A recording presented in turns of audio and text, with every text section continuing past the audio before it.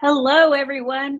Welcome to the 14th episode of the Ask CESO Communications webinar. I hope that you will go back and check the last 13. We've talked about a lot of great things on this webinar. We talked about websites, we talked about storytelling, crisis communications, branding, enrollment marketing, public engagement, graphic design, elections, strategic communication planning, writing, financial communications, parent and family communications, and we even squeezed in an episode about books that impacted our work, which was kind of fun. But today we are going to talk about internal communications. And before we dig into that, let me tell you a little bit about who we are. We are with the Center for Effective School Operations, or CESO, and we provide support services to school districts. We're on the communication team for CESO, but CESO also has several other divisions. We offer transportation, finance, HR, technology services, and we've added a couple other offerings, including nutrition services recently.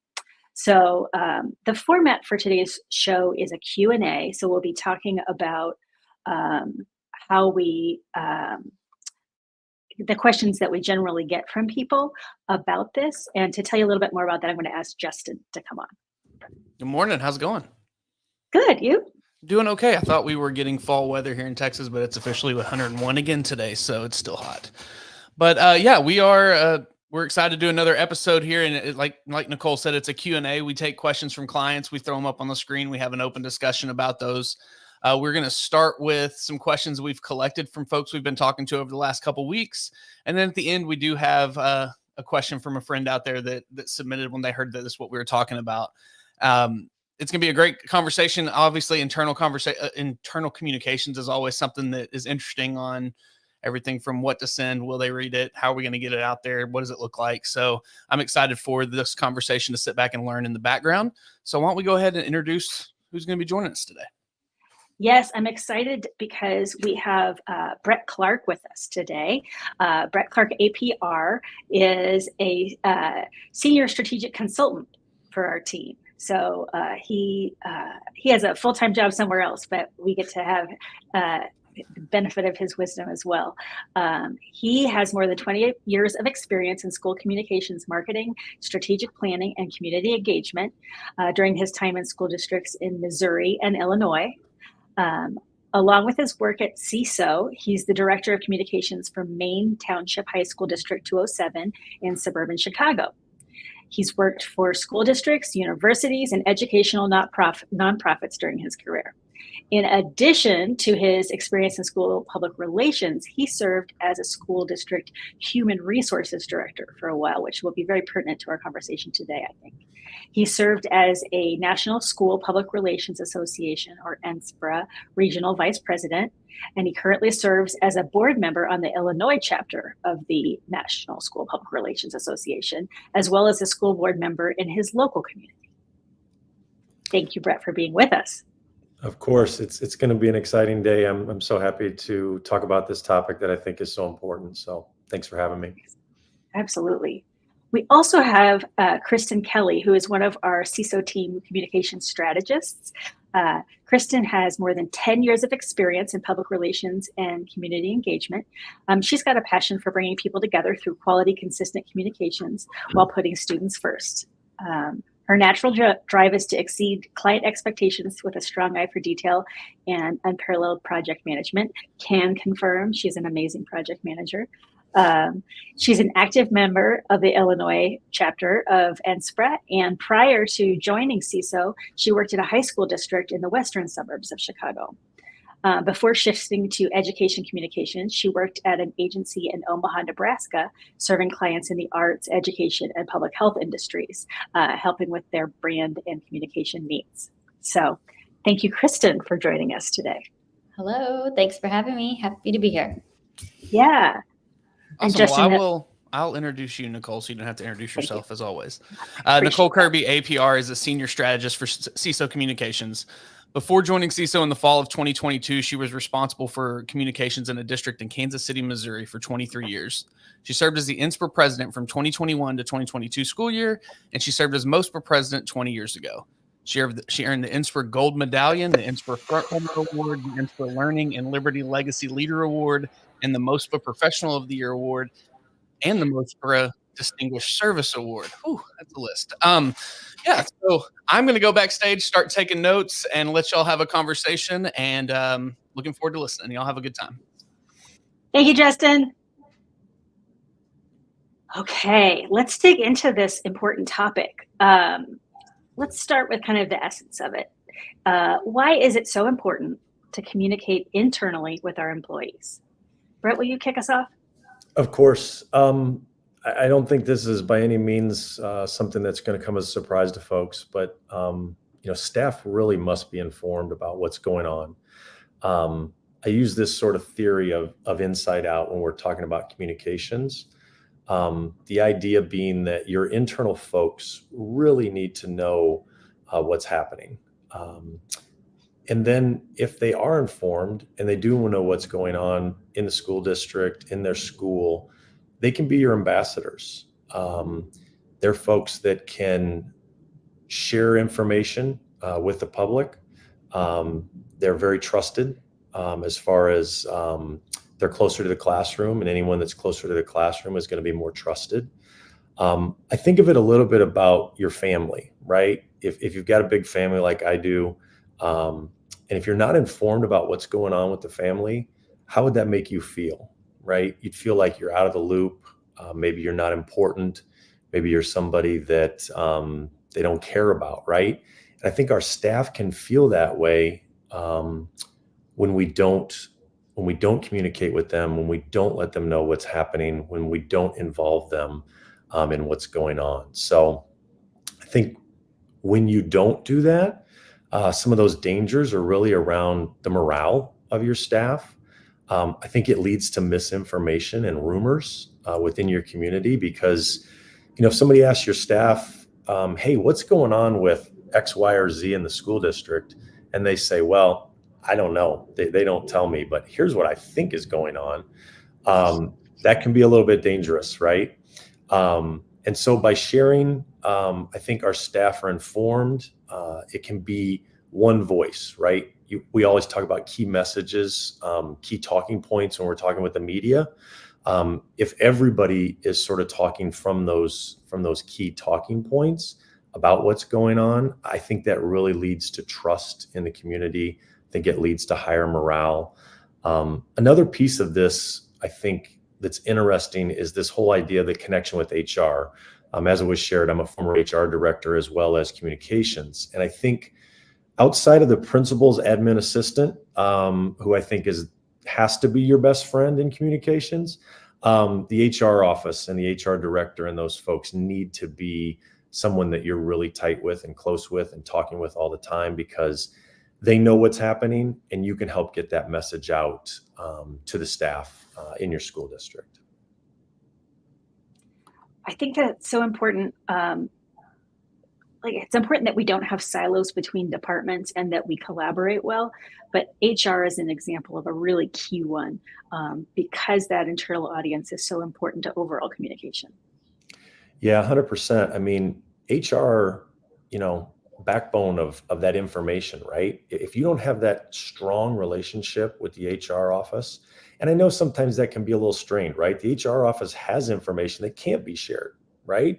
But for the most part, that information can be shared. And if you're having connections with them, weekly meetings with them, just all of that, not to mention the connection with HR around branding and voice and what we're saying to new staff. And that's a whole other, probably one of these webinars, but that connection is so important. And if in your district that is strained, have a direct conversation around that and talk with the person and take them out to lunch, whatever you need to do to start to build that back, because I know sometimes those are strained, but if you don't have that strong relationship there, it can be problematic, not just for your office, but for the entire system, so to speak. So. Right. Exactly. Well, let's talk a little bit about audience. It's important to know who these folks are. So what do we need to know about school district employees when we're communicating to them, Brett? Yeah, I think the most important thing there is really not making assumptions about how they want to receive their information. I think a default a lot of times has been email, right? It's easy, you can push it out, but that may not be the best mode of communications for everyone, right? I think it's different or can be different for different groups. So I think a lot in my district about our custodial staff, for example. We have custodial staff that I don't think ever look at email. So if you're sending out key information just on email, that could be problematic for them. So we think about the different modes where you might need to have the schools print things out and put them in their physical mailboxes. Maybe even post some of that information in the break room or different things like that. I don't think that email is the be all end all. I think for teachers, who we think a lot, when we think about internal, we think of teachers. I think it can be an effective tool. But other things, face-to-face meetings, recorded video messages, infographics on very, very complex sort of topics can be very, very helpful. And again, the other piece of the puzzle might be you have to think about these folks in your system probably have some ability, depending upon the role, to speak English, right? But maybe that's not their first language. So how do you go about making sure that you understand who your audience is, your internal audience, and making sure that the way that you're communicating with them, that they understand it and that it's valuable to them?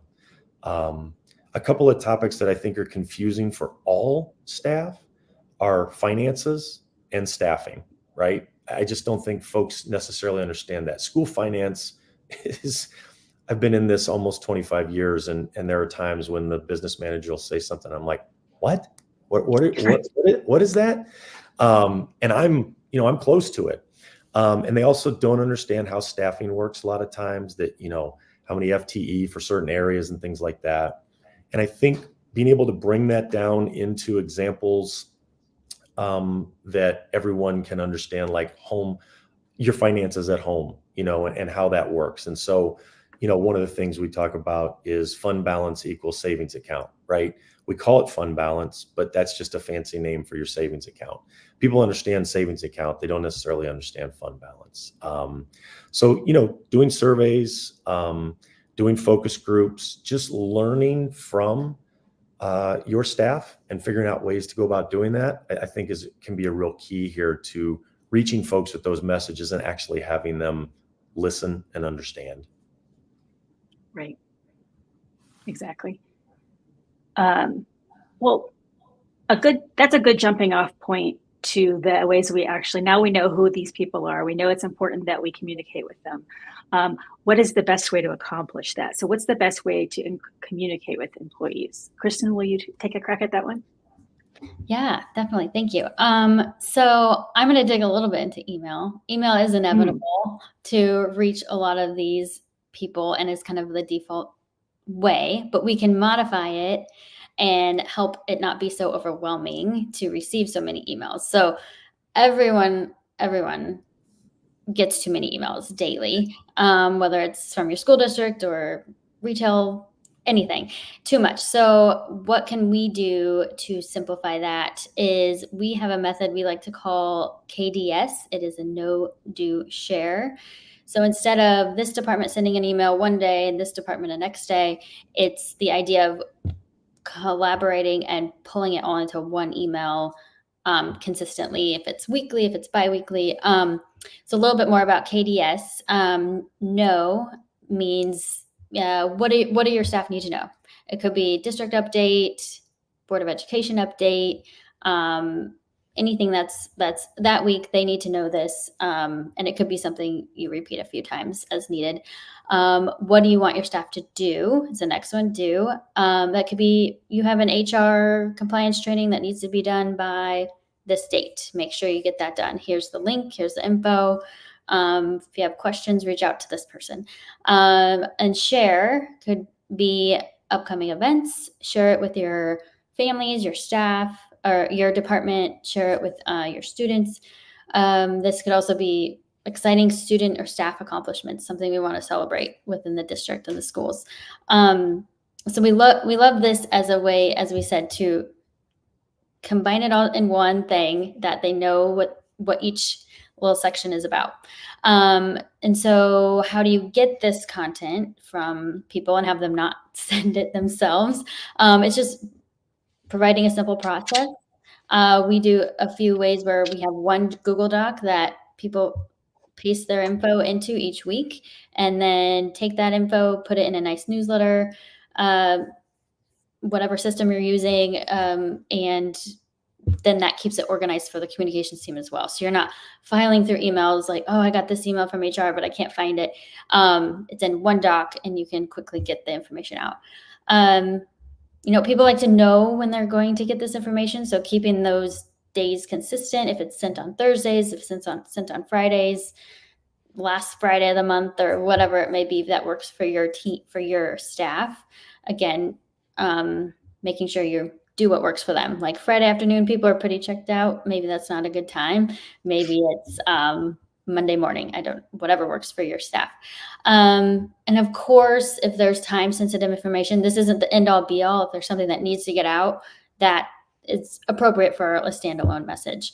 And of course, emergency situations. But yeah, in addition to emails, there's other ways to provide this information to your staff. There's some districts have staff intranets, some have specific web pages. We like to build these staff hub pages where if I need to access my pay stub, I can get there. I know where to get there very easily. Here's a link. Put all HR links in one area, all communications links in an area. Those are just some ideas to help. Staff members are busy, teachers are busy. They don't want to go searching for things, and just providing one-stop shop for them online is a great thing. And we'll get less emails coming to HR, less emails coming to communications, if they can find it easily on their own. And I know some districts provide like the bookmarks. I just saw that through like IT. I know sometimes that gets overwhelming, but the important ones you can try to consolidate there. So that was a lot, but good. Yeah, some ideas. Yeah, I like that you talked about combining the emails. One of the things that we've consistently heard from staff across districts is that they are getting a lot of stuff from different departments and a lot of emails, and sometimes they don't feel like there's a lot of coordination, and that they're just kind of, to your point, being flooded with that email. And so getting this all in one spot is really important. It's also really important to make sure that people stick to that, because and are actually putting their information in those email newsletters, because if they're still sending the separate emails, then people start to learn that I don't have to read this newsletter because the important stuff's going to come separately. Right.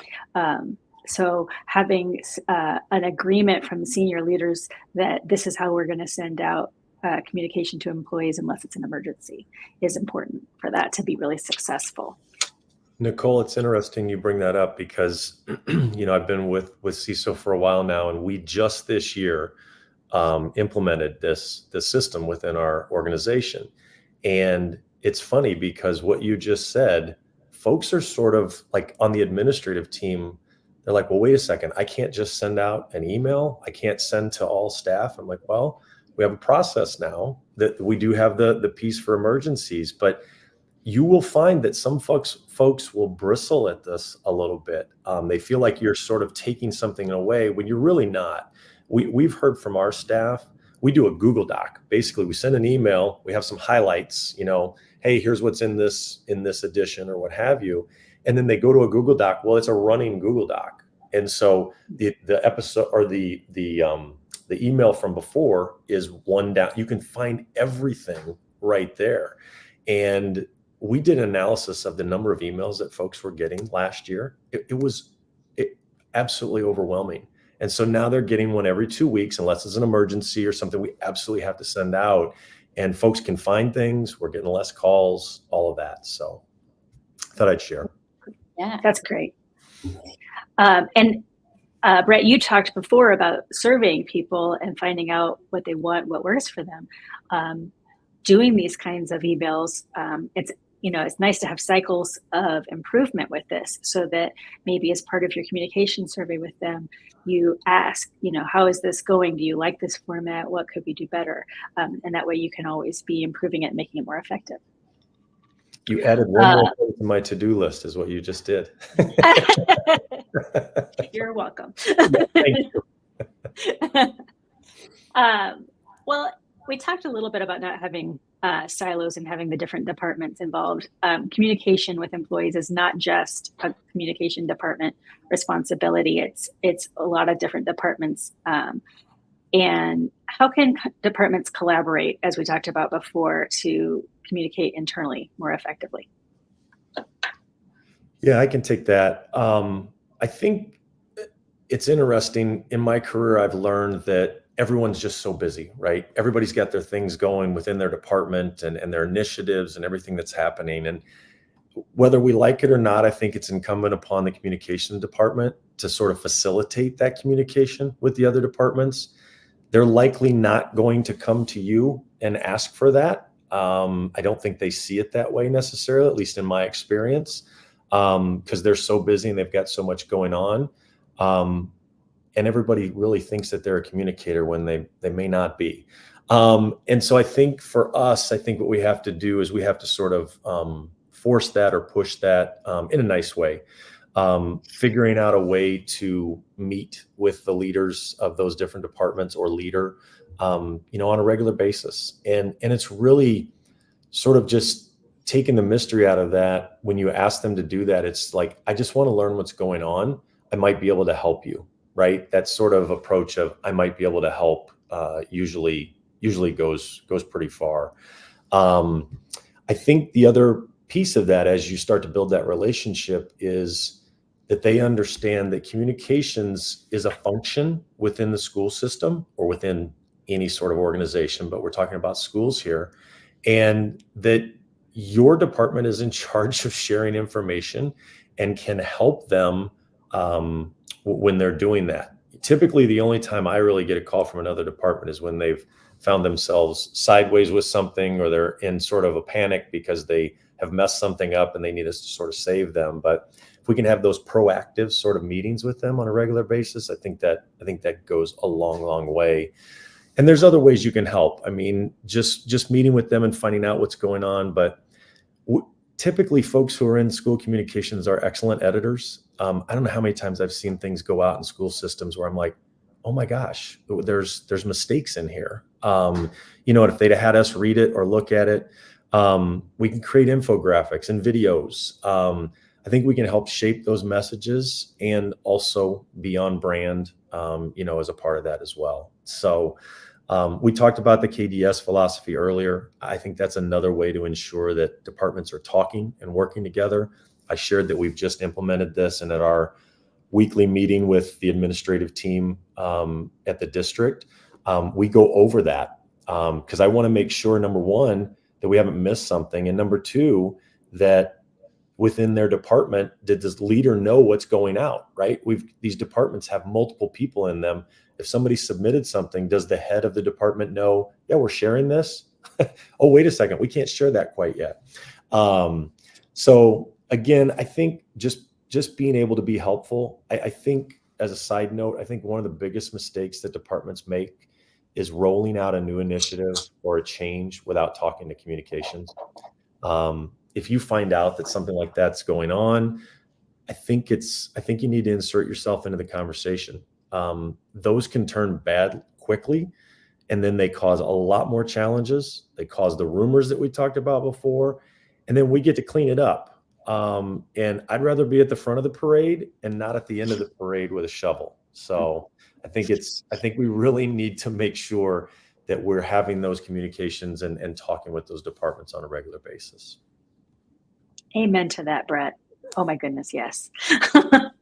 Yes, because we can really prevent a lot of issues if we can bring that communication perspective to something on the planning end instead of the cleanup end. Yeah. Yes. And when we were talking about how you would talk to people about how you can help them. One thing I always like to do is take them through, often not like a full scale communication plan where you're doing a bunch of in-depth research or anything, just a real quick rudimentary communication plan where I take them through and say, what are you doing? What are you trying to accomplish? What is the goal? What are we trying to accomplish? Because if somebody says, hey, can you get us a video about this? If I quickly take them through a strategic communication plan, we might determine that that's not the best way to achieve what they're trying to do. Or yes, I can get you a video, and that's probably insufficient to meet your goals. So if we actually go through this thinking process, this thought exercise of doing the strategic communication plan, we can identify other ways to make sure that we hit your targets. And I find that that's really helpful to people, both in terms of how we can support their needs and in helping them understand the function of communications and how it can be done properly as a strategic function. Yeah, 100%. I think you and I have been in this long enough to know that I think video has become the new flyer. It used to be, we need a flyer. We need a flyer. We send out a flyer. And I'm like, well, what are you trying to accomplish? I don't think a flyer is, sometimes a flyer was the answer. And now it's all, well, I need a video. We need a video. We got to have a video. Well, who are you trying to reach? And what's the goal? And so I think that's an important piece. And educators do understand that, right? I'm not trained as an educator, but everyone else in the system, for the most part, are trained as educators, right? They've gone through the same sort of schooling and all of that. And they love processes. They love checklists. They love all that. That's what a communication plan essentially is. And so when you're able to get them to take a look at that, I think it makes sense to them. And I think that's an easy win to be able to help them out. It's a great point. Yeah. Well, you talked a little bit, Brett, about how employees can be good ambassadors for us when we communicate well with them. So what is the best way to work with staff on sharing district information? Kristin, will you help us with that one? Yeah, sure.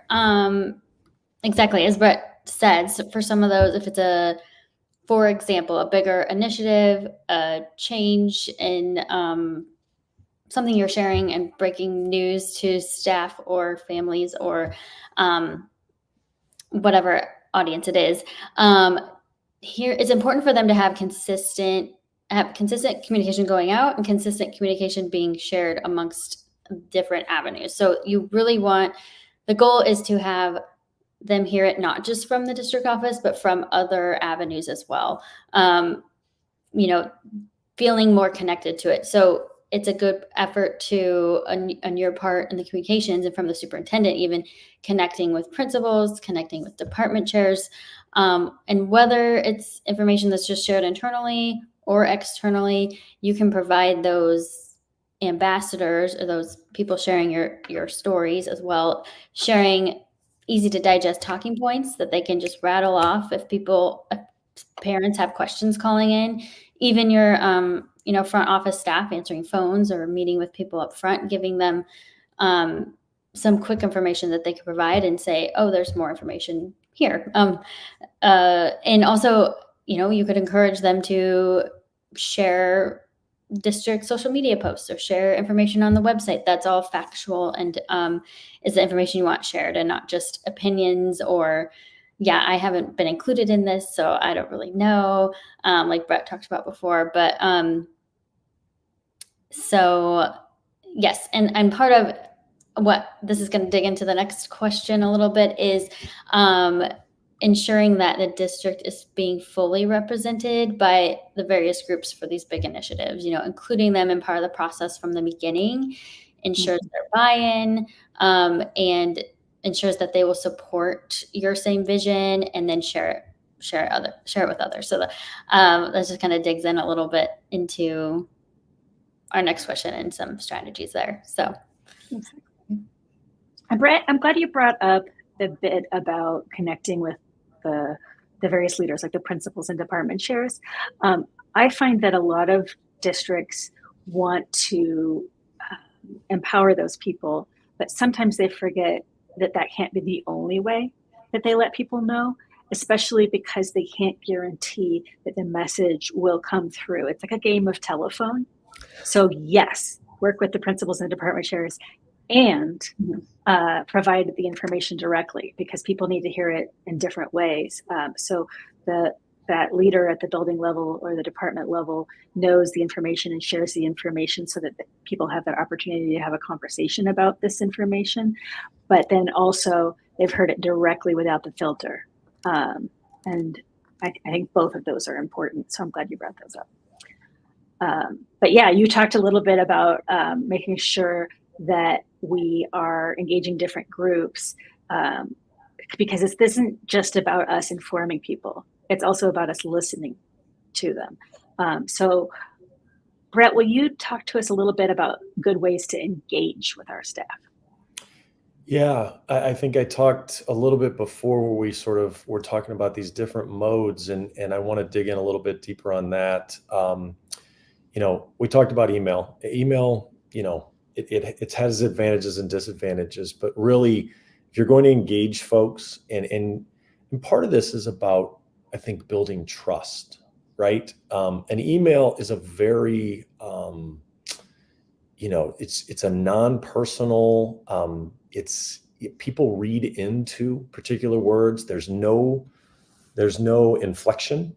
There's no facial cues. There's none of it, right? I don't know how many times people have misinterpreted something I put in email that was meant as a positive, but turned out to be a negative. I remember one time somebody had asked about something. They wanted to try something or do something, and I sort of explained some of the potential pitfalls, right? And then at the end, I said, good luck. And I meant good luck. And they read it as, well, good luck. So that email, it can be a little bit difficult from time to time. And so you have to watch that. But I think some other ways that you can do it. One of the ways that we've been doing it in my school district is we have several of our administrators, especially our HR department, director of our HR, is to hold what he calls office hours. And so what he does is he picks days throughout the year, and he does this multiple times. We have 3 schools, so we're lucky that way. And so different school districts, different ways to go about doing this. But he physically goes to the school. We all have laptops. He says a lot of times he ends up working because nobody signs up for some of these sessions, but people can sign up for a 15-minute block with him one-on-one. You don't have to go over to central office, which can be daunting for folks. People don't like going to central office. They think they're in trouble or, something, what have you. But then they can sign up through his Google Calendar, and then he has these meetings with these. And he has learned so much about what's going on. Some of it is things that, are personal for the individual, but they also sometimes want to vent or say, hey, this has been going on and you may not know about it, all those sort of connections. And it builds relationships, right? I think another way is sort of holding town hall meetings where central office can come to a school, invite folks in, and just sort of have an open forum. I don't necessarily recommend open forums for the community, especially on a hot topic or something that's a little controversial. But typically within, internal, you're going to have folks that are going to be respectful, and it's not going to get too crazy. But some really good questions and a way to engage, and again, humanize central office. I don't know how many times I've had folks say to me, well, I didn't know you guys could help out on that, or I didn't know that, we're humans too, and we are there to help, even though people say that's one of the biggest lies, right? I'm here from central office and I'm here to help. But it's true, and that's what I've found for most folks. We really are trying to help out. We have some things that we have to get done as well. But those town halls can really make a more personal connection that can lead to then further conversations down the road. I think another way to do this is these virtual suggestion boxes where you're sort of opening up feedback from staff with suggestions about ways to do things. I've been amazed at folks that'll share things, and I'm like, I never even thought of that. And they have a different perspective. They have a different lens from the school lens or from a different role in the district. This goes to the office hours and the town hall meetings, but this idea of being in the schools, attending events, fine arts, extracurricular sports, what have you. I realize it's hard. We're all busy. We have a lot going on. But those lead to bump-in conversations. I think that I find extremely valuable. I've learned more from bump-in conversations or oh my gosh, I'm so glad you're here. I thought about this, or, oh my gosh, you might not know this, but we've got this great thing going on. And that, again, it builds trust, it builds relationships. One of the things that we are doing this year is sort of forcing this. We have a new superintendent. And so during the opening meeting, we created these t-shirts, and it says team on them. And so what we did is we handed some out to folks through a launcher of t-shirt launchers, which was a lot of fun and a really great fun thing, to about 6 or 7 people, maybe 10. And then what we're doing now is each one of those people has to nominate someone for a team, what they do to be a part of a team. And then once they're nominated, the superintendent is hand delivering each one of these t-shirts to each of our staff. What she will accomplish by doing this is shaking hands with every single employee by the time we're done. We're also recognizing folks for things that may be sort of day-to-day, but they make a big difference, right? This is a way to get to all of our staff because we're all part of the team. So finding ways to sort of force those meetings, those face-to-face, all of that, I think really builds trust. I think it builds a two-way sort of communication piece. And I think for staff, it gives the district or administration the benefit of the doubt that when something happens, and you know that it will, and you're sending out information, they say, well, I know Brett, or I know Nicole, or I know Kristin. And yeah, she's sharing, they're sharing what we need to know, right? It builds that trust. And so I think those are some ways that outside of email that we can get some of those messages out. Mm-hmm. Absolutely. Your t-shirt example kind of reminded me of something that we did where we combined recognition and storytelling with opportunities to make those connections that you're talking about. So when I was in my district, worked with the superintendent to create this STAR award that was an employee recognition. And so each month we would recognize an elementary teacher, a secondary teacher, and a support employee. So there was 3 winners each month, but anyone in the community or internally could nominate someone. And our superintendent, Dr. Coward, would go. We would not only surprise the winners and did a whole Facebook Live with them, and then we would create a follow-up story about them and how great they were. So we got the storytelling piece and the recognition piece. But Dr. Coward would go individually and meet and hand a certificate to everyone who was nominated. Oh, wow.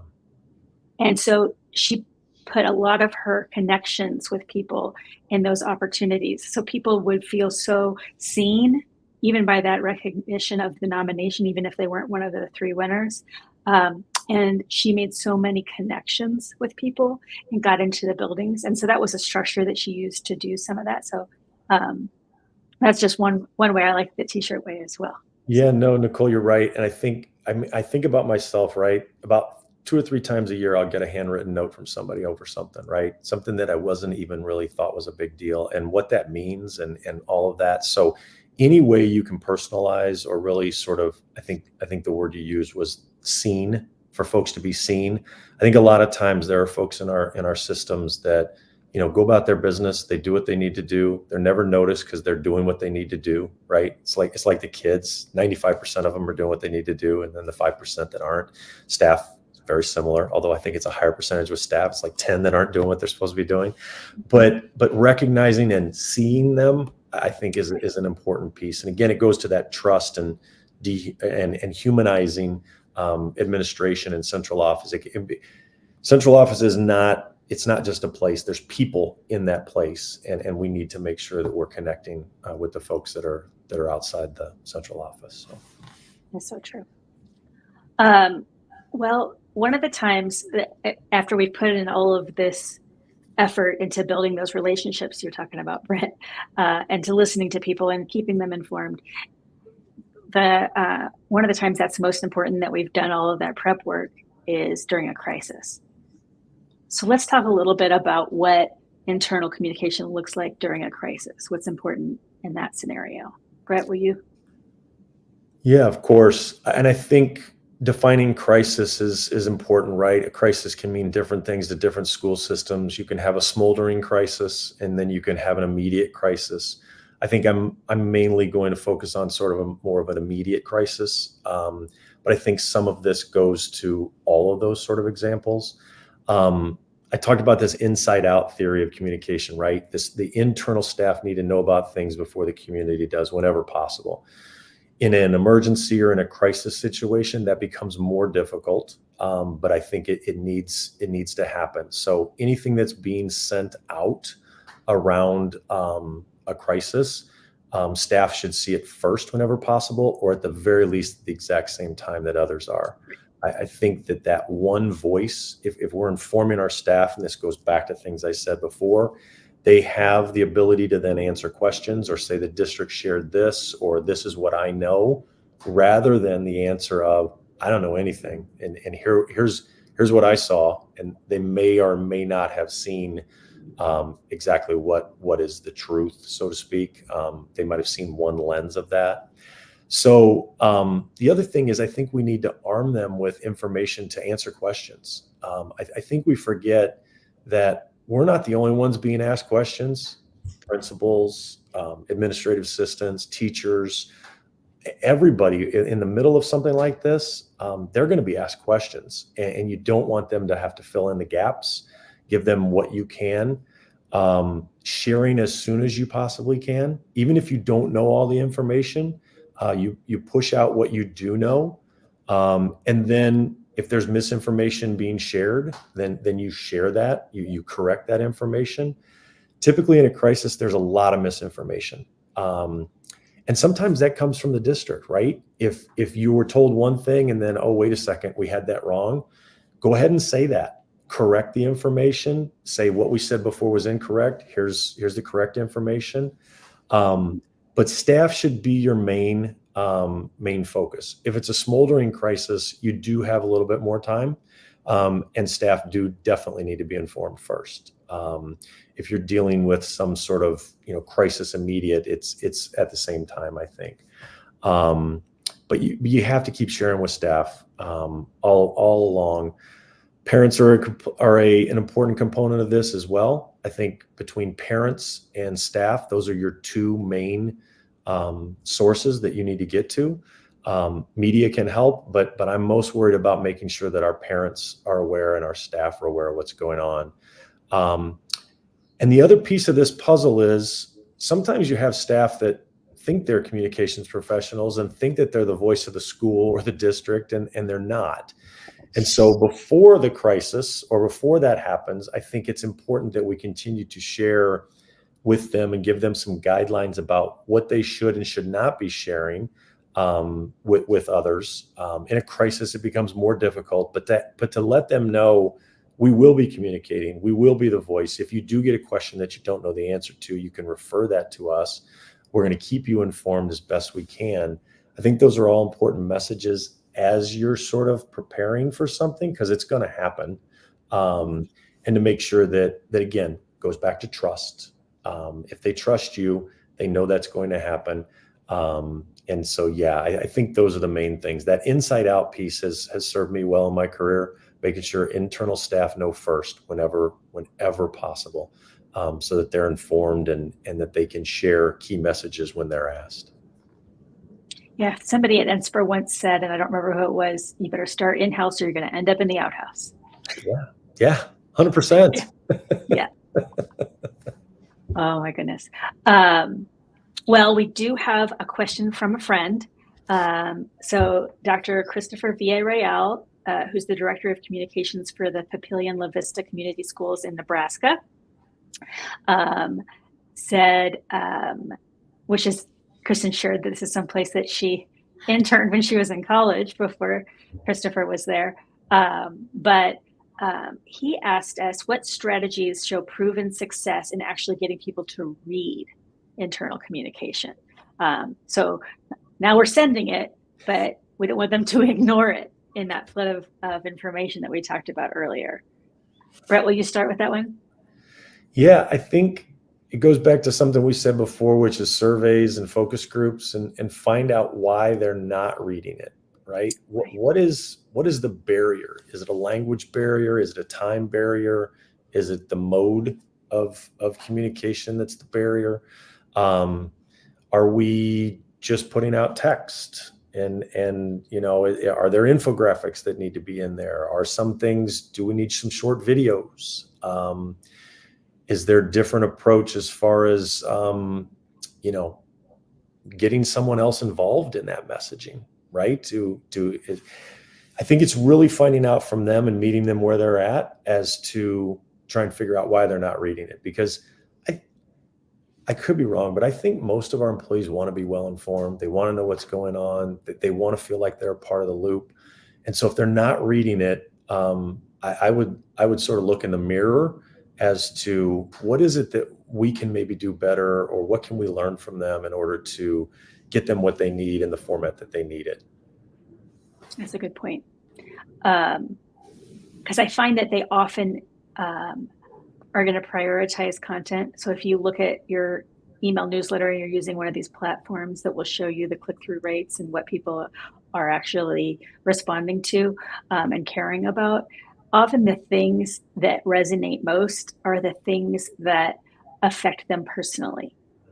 And so we really need to make sure that we're sharing information that feels relevant to them.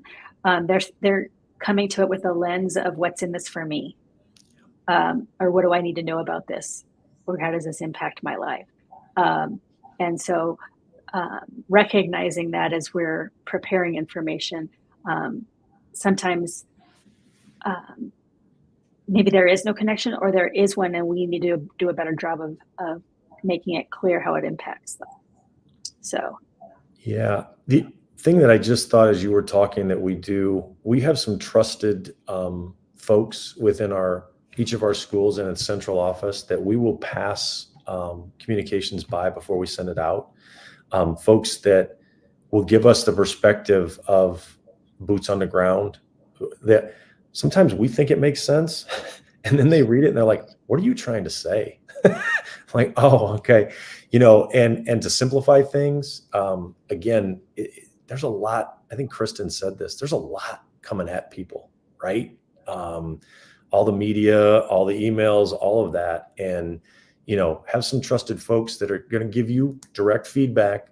Hey, this doesn't make sense. I think you need to go back to the drawing board and, I'm sorry, but what are you trying to say? This is about insurance? Is this what this is about? What's happening with my insurance, right?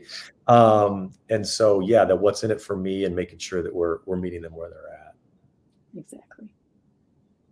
And sometimes, Kristin, right, it's about just visuals, right? Right. I was just going to add, in addition to those comments, is, it doesn't hurt to add in, why we're all here. Here's a great photo of students collaborating, a new idea a staff member brought into the classroom, or just something unique, something fun, and something that, can make them smile. Like it is business, but like we're all here for the students. So bringing them back into, okay, if I'm going to end this email on a high note, if it's not that it's bad news all the time, but if it's just business, it can kind of get mundane. And so if there's something that kind of bring a smile to face, add some nice visuals or video of something happening in a classroom or something to share. So exactly.